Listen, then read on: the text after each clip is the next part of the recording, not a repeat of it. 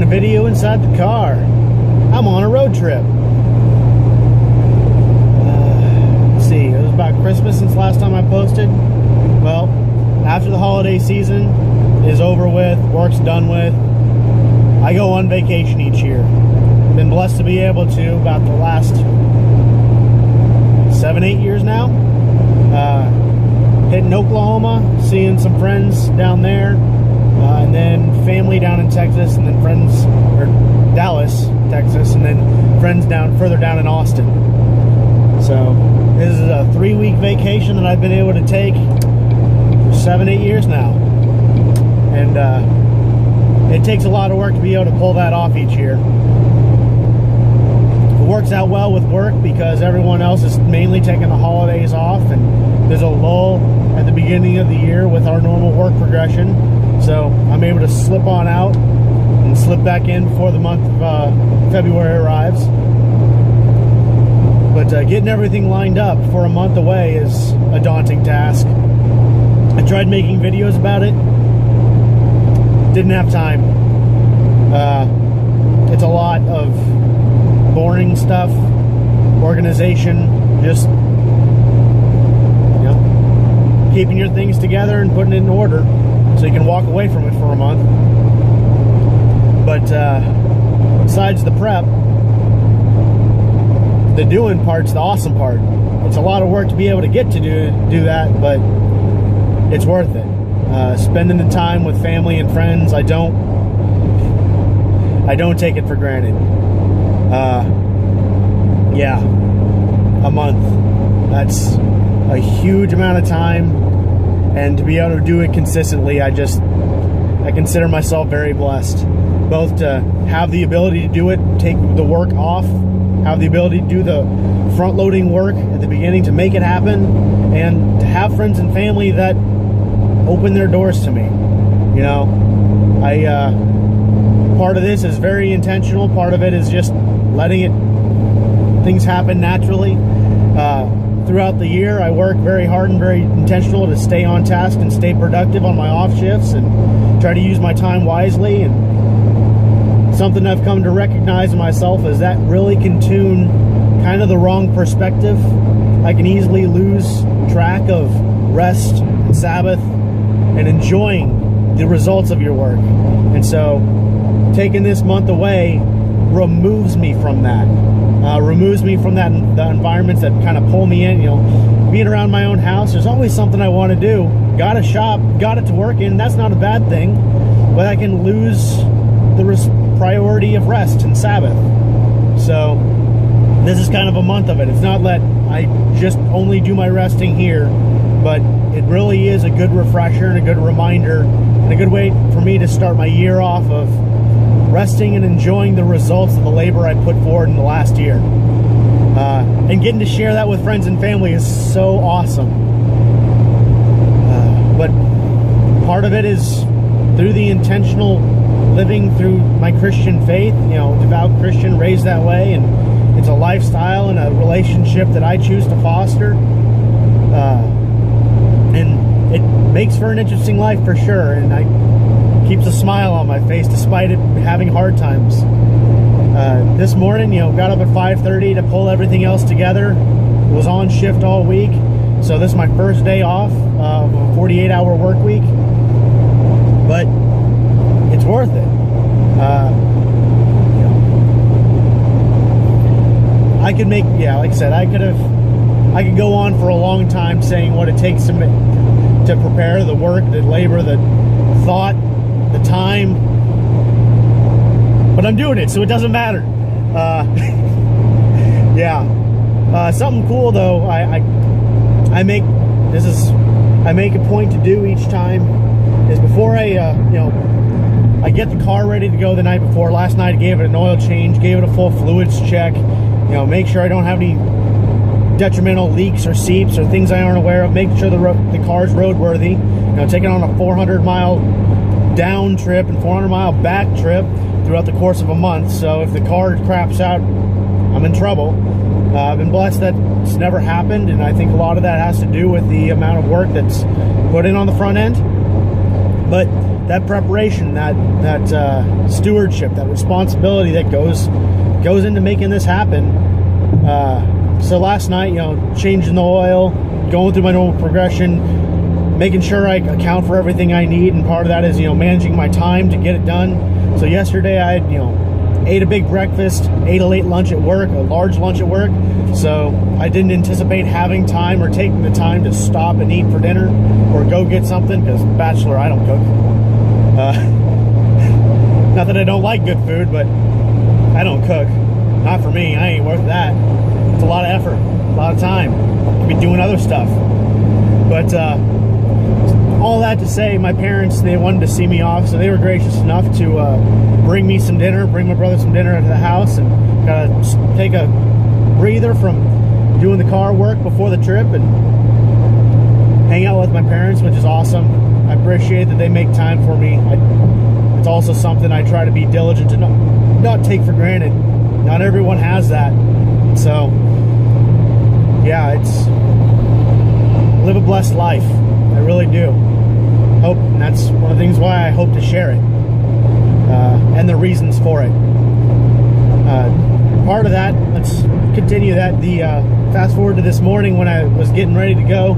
Always gas up, grab something at Quick Trip, as is my tradition. For many years, get 2 chicken taquitos and maybe some egg rolls, and that's my road food, and hit the road after a full tank of gas. That gets me down to Tulsa, which is my first stop. Gas back up there when I arrive. If I'm going all the way to Dallas, then it's stop at Big Bend, Big Cabin exit, fuel up there, and then rock and roll down to Dallas. But something interesting happens that I do before even all that is I open up my door and ask the Lord to come with me, because I didn't make it through this year and be able to do what was necessary to make this happen without His help. Time and time, whether it's giving me the patience and the mindset and the attitude that I need to get the work done, or bringing the resources to bear for them to be attainable for me when I need them. And so part of that is opening up the door before I literally get in the car myself and say, Lord, please come with me. You gave me the family, you gave me these resources, and I try to be a steward of them as best I can. And I want you with me in it. I want to make sure I'm mindful of what you want me to do with it and through these processes. So something cool that happened while I was filling up, I'm in game mode, just full on, get my taquitos, make sure the teller gives me change so I can hit the tolls in Oklahoma. Tolls in Oklahoma suck, but they need quarters, so I got some quarters. Fuel up and about ready to rock and roll, and no sooner do I turn my car on, get the odometer reset back to 0, does a lady roll up. It's interesting, okay, and she looks like she wants to talk to me. All right, roll my window down, and she proceeds to explain to me that she's fell on some hard times, broke her ankle, she didn't have local license plates on her car. She said, her and her kids were kind of stuck there while she's getting medical care. She had broke her ankle. The doctor's going to be having surgery. Basically, she explains to me that she's having a hard time and she needs some money. And she was asking for $24 because that's what they were short on for a room at the hotel they were staying at. So I pull out my wallet and I give her 40. And I know there's always that remark of people ask for money, they could be manipulating you. There could be dishonest. So you don't want to just give your money away, or you want to be cautious in that. Sorry, I see my timer's about up. I only get 10 minutes of video, so I'm gonna pause this and rock and roll on another clip. Hang on, I don't want to cut this short. So the lady rolls up and proceeds to explain all this to me, and she's desperate and she needs 24 bucks. So I pull out my wallet. I bring cash with me on these trips. It always helps in a hard situation, and I always bring a little more than I need for activities and whatnot, for a little bit of emergency fund. And so I know I have cash and she has a need, and I just asked the Lord to be with me and make it clear to me what He would have me do through this process. And so for me, in those situations, I mean, you got to use your own judgment. And I don't neglect evaluating the situation. by any means. I'm not saying just give anyone money that asks for it. But in this case, I did. Because I thought that was the right thing to do. You know, Scripture talks about we'll all stand before the throne and give an account for our lives and the decisions we make. And for those that have concern about giving money to others that solicit it, that's a fair concern on a perspective of stewardship. But there's also a counterpoint of, you know, I'm going to stand before the throne one day and give an account as to why I chose not to give help when somebody specifically asked of it to me. Give help when I had the resources available to account for their need. And if it was an earnest opportunity, if she was in desperate straits and all she needed was $24 to get to where she needed to go or take care of her family, what answer do I have that I'm satisfied with, that I could give a testament to the God of my life and the standards that I'd set my life to live by? I don't always hit them, but I do try. I hold myself accountable first. Chief of sinners here as far as I'm concerned. Just need as much grace as everyone else. That's the point of this life, is recognizing the grace I've received and through that giving. And so, you know, for me on those situations, I would happily stand before the throne and say, Lord, I chose to trust in the resources you can provide me as far as fulfilling my needs and responding to the needs that are the expression of others. You know, personal choice, kind of a cool thing, but it takes discretion. I mean, by all means, this isn't a fast and hard rule that's universal. You know, part of the things I was paying attention to, she seemed frantic. She could have been a good actor, but she seemed earnest. I get out of my car and engage her, talk to her. She's got crutches in her passenger seat. She's got a boot on her right foot. The woman's almost in tears. That was the right thing to do. There are situations where, yes, people will manipulate you, and I hope to maintain skill sets so I can see that, to recognize the Lord's leading and recognize the danger or hazard of someone trying to deceive. But I'm not going to let the fear of that situation withhold me from the opportunity of doing work and doing a good deed for somebody else. You know, I've been in plenty of situations where I've needed help and I've asked for it, and they told me to go kick rocks. I've been in circumstances where I've needed help and I've asked for it, and people gave of themselves to help me out. I know which one means more to me.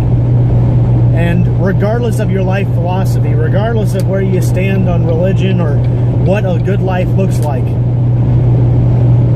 do we all not at least have a responsibility to take action to try to build the world that we enjoy living in? So at the very least, I gave that woman one piece of data point for the next time of, there are people out there to help you. It's okay to ask for help. It's okay to have a need and not be able to fulfill it yourself. That's human. That happens to us all. And I hope to put a practice for myself that I'm in the habit of, when I see those situations, my first response is to respond in kind to that need. Not turn my back to it, not turn a blind eye, or not justify through some other judgment of why they should have dealt with it themselves. It doesn't give them the, you know, I'm not saying people aren't responsible for doing good for themselves. I just talked about how spend a whole year in preparation for 1 month. That's true too. But it's making sure one doesn't balance out the other. Both are good. Both are necessary. And I don't know, it just brings a smile to my face. And it's a fulfilling life to see those both happen. But beyond that, I got 4 hours of road ahead of me. It's a path I've traveled many times, so it's familiar. And I get to look forward to seeing my friends in Tulsa, Eric and Stephanie and their kiddo. Get to see my family down in Texas. I'm coming for you. Looking to have a good time. Thanks for having me. I'm excited. And and hopefully I'll be able to stay on top of at least a few journal entries along the way. I just got my phone, and I don't think my laptop's going to be able to handle much. So keep it simple. It'll be a lot more musing versus music and developed videos, but oh well. I said at the beginning, this is more for me than anyone else. So not that I'm trying to be selfish here, it's just practical and recognizing my abilities in this. Either way, enough talking to this. I can keep my eyes on the road. Catch you later.